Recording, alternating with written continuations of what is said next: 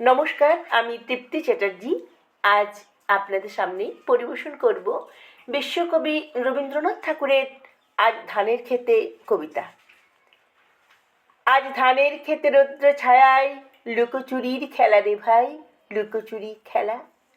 নীল আকাশে কে ভাসালে সাদা মেঘের ফেলা রে ভাই, লুকোচুরি খেলা। আজ ভ্রমর ভুলে মধু খেতে উড়ে বেড়ায় আলোয় মেতে, আজ কিসের তরে নদীর চরে চোখাচোখির মেলা। ওরে যাব না আজ ঘরে রে ভাই, যাব না আজ ঘরে। ওরে আকাশ ভেঙে বাহিরকে আজ নেবুরে লুট করে। যেন জোয়ার জলে ফেনার রাশি, বাতাসে আজ ছুটছে হাসি।